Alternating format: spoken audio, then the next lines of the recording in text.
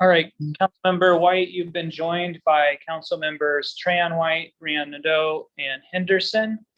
So we have everybody we were expecting for a quorum. We're now live on YouTube, and you may begin when you're ready.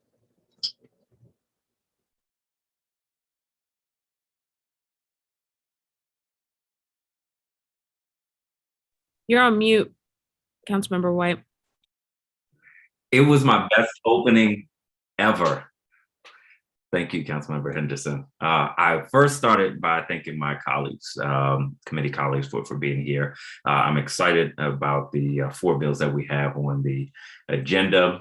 For everyone who's watching, good afternoon. I'm Robert White, Councilmember at Large and Chair of the Committee on Government Operations and Facilities. Today is Friday, October 21st, 2022, and we are meeting virtually on Zoom. The time is now 2:06 p.m., and I'm calling to order this additional meeting of the committee.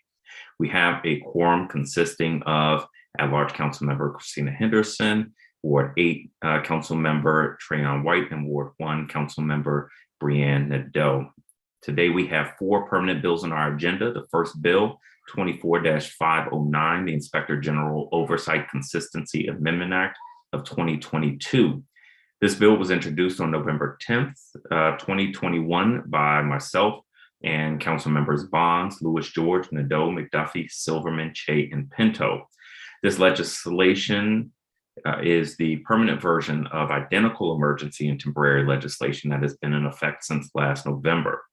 While this bill is short and simple, it is critically important for the Council's broader work to ensure adequate oversight of the District of Columbia Housing Authority, or DCHA. A recently released report from the Federal Department of Housing and Urban Development highlighted the dramatic decline in dysfunction at DCHA. The report made clear what we have seen for some years, that DCHA is failing in almost every aspect of its operations and requires substantial reform. That's why earlier this week, the Council passed emergency legislation to bring additional transparency and oversight to DCHA. This bill is another step in the same direction. Specifically, this legislation will ensure that the Office of the Inspector General, or OIG, can continue to independently investigate the wide-ranging issues at DCHA without a prior request by the Council. This issue arose late last year when the OIG notified the Council that it needed to investigate serious allegations at DCHA, but that it was being stymied by the agency's leadership, in part due to a quirk in the law. Through a pair of conflicting bills passed by the Council in 1999, the OIG's authority to independently investigate all dependent and independent agencies was clarified, except for DCHA, which was specifically insulated from that oversight. In order to undertake investigations and review of DCHA, the OIG first had to receive a request from the Council. Unfortunately, seeking a request of the Council to initiate an investigation put at risk OIG's compliance with legally mandated auditing and investigation standards. Specifically, a prior Council request impeded on the confidentiality, independence, and timing of OIG's work. In addition, it was unclear what a request of the Council meant in this context. The result of that confusion was a series of letters from the Committee on Housing and Executive Administration and various Council members requesting OIG investigations of DCHA of varying scope and duration. This bill will permanently remove that barrier to the OIG's work and allow it to continue its ongoing investigations. While this bill is critically important, it is obvious to me that we need to do more to bring DCHA back from the brink and ensure our residents are receiving the dignified and safe housing they deserve.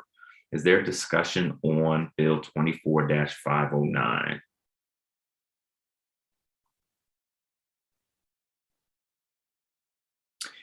Hearing none, I move the committee print and report for Bill 24-509, the Inspector General Oversight Consistency Amendment Act of 2022, with leave for staff to make technical and conforming changes. All those in favor, please indicate by saying aye. Aye. Aye. We have unanimous support from the committee, and the motion passes. The second measure on the agenda is Bill 24-649. The Elimination of Discrimination Against Women Amendment Act of 2022. The purpose of this bill is to end discrimination against women in the district and ensure that women can meaningfully as well as safely contribute in all district government agencies. The requirements of the bill are grounded in the principles of equality and respect for human dignity from the United Nations Convention on the Elimination of All Forms of Discrimination Against Women, or CEDAW. Women remain underrepresented in decision-making and underpaid in the workforce. While women comprise half of the US population, they hold only 27% of congressional seats for the 2021 to 2023 term. In DC, the median earning for men is approximately $75,000 compared to $66,000 for women, an 11% pay gap. For women of color, the wage gap is wider. This bill would require that all district government agencies conduct gender analyses every 2 years.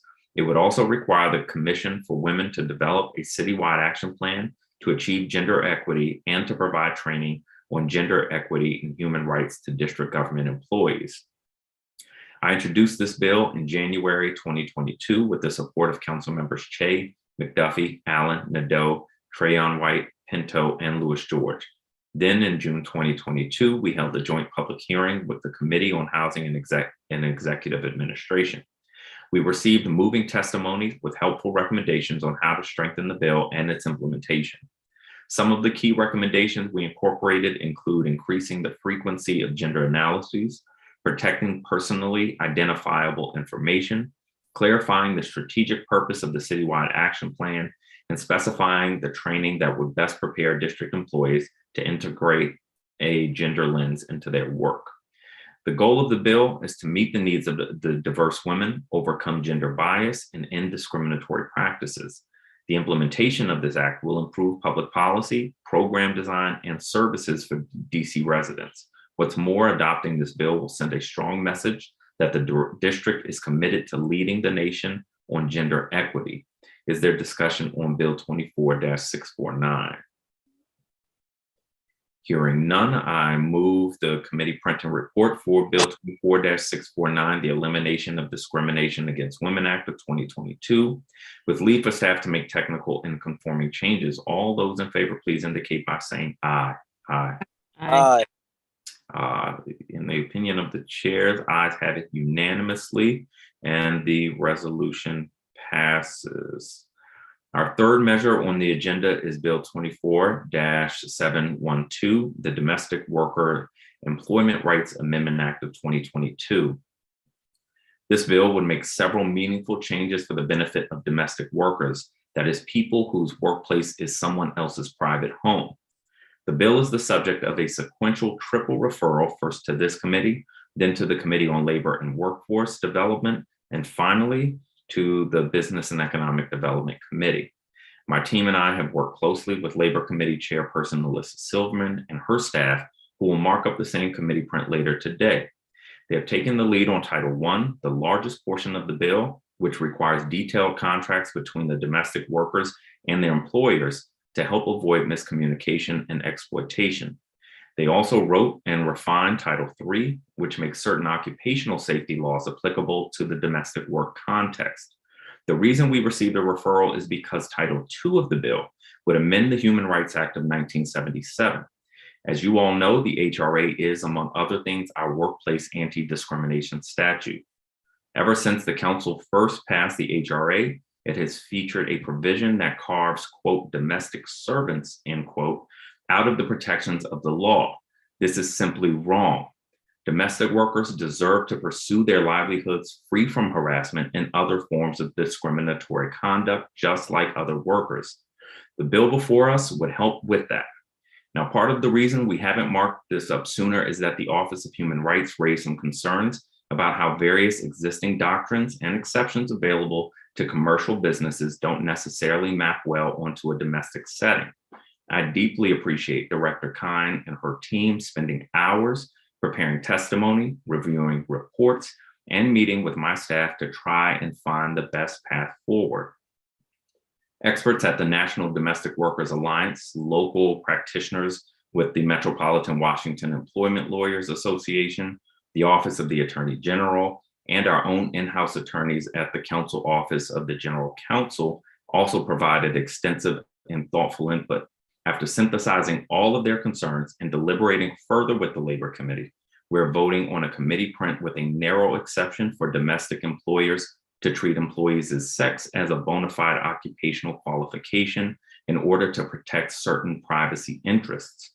After months of collaborative work, I am excited to bring this bill before the committee. Eliminating the HRA's exclusion of domestic workers will give them new tools to fight back against harassment and unfair hiring practices. And hopefully, it will put employers on notice that just because they are at home does not mean they are at liberty to mistreat the people they employ. The people who have come to the council offices for years now advocating for this have been mostly women of color whose first language is Spanish, and I want to speak to them directly. I believe we have some domestic workers watching this committee hearing live with the assistance of a Spanish interpreter. Yo creo que tenemos algunos trabajadores del hogar viendo esta reunión del comité en vivo. Gracias por su trabajo y su activismo. Su trabajo hace posible el trabajo de muchos otros y sus derechos son derechos humanos. Mi español es no bueno, but I attempt out of respect for the people who have worked so hard on this bill. I want to thank you for your work and your activism. Your work makes other work possible, and your rights are human rights. Is there discussion on Bill 24-712? Councilmember White. Yes, Councilmember Henderson. Thank you, Councilmember White. I'll actually be very brief because I'm on this committee. I'm also on Labor and Workforce, which is about to mark up their portion immediately following this. But I wanted to thank you for holding this markup today. Okay,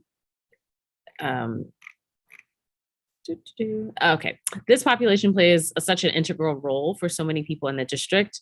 The most basic employment laws in terms of health and safety protections, unfortunately, do not include them, and this would change that.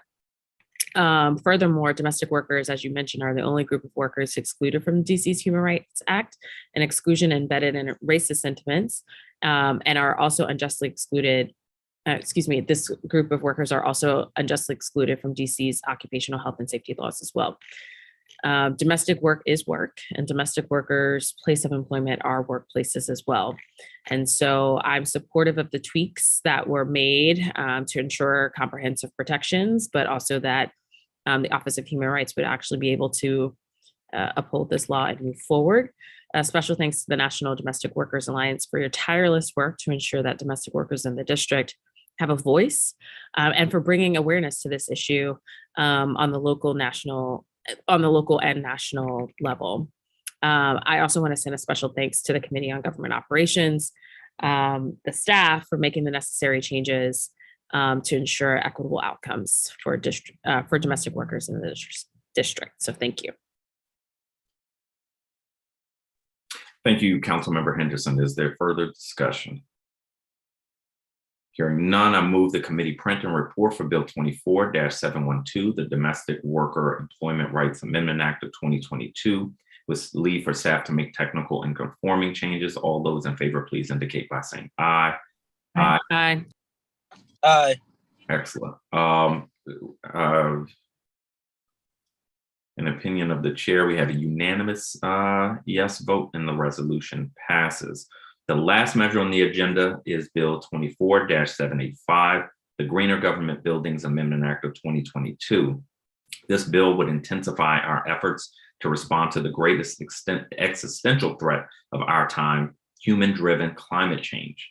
In our oversight of the Department of General Services, or DGS, we've learned that they are pursuing some net zero energy construction projects. These are buildings whose annual energy consumption is less than their annual renewable energy production.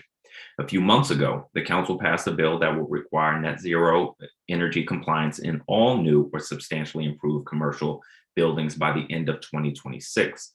The bill before us would accelerate that mandate specifically for our government buildings. The committee print clarifies its net zero compliance definition to align with other laws based on feedback we received at a hearing earlier this month. To help get our local residents and businesses ready to fully participate in the greener building economy, this bill would also direct DGS to host trainings every 2 years. It would compel DGS to send us periodic reports on local residents and businesses' role in DGS's green building work. I'd like to thank the Sierra Club DC chapter, Washington Interfaith Network, and Interfaith Power and Light for all their help and encouragement with this bill. Is there discussion on Bill 24-785? Hearing none, I move the committee print and report for Bill 24-785, the Greener Government Buildings Amendment Act of 2022, with leave for staff to make technical and conforming changes. All those in favor, please indicate by saying aye. Aye. In the opinion of the chair, we have a unanimous yes vote, and this resolution passes. If anyone listening is interested in learning more about the committee's work on these measures or on all other topics we work on, please sign up for our newsletter at robertwhiteatlarge.com. The business before the committee has concluded. The time is now 2:21 p.m. and this additional meeting of the Committee on Government Operations and Facilities is adjourned. Thanks so much, everybody.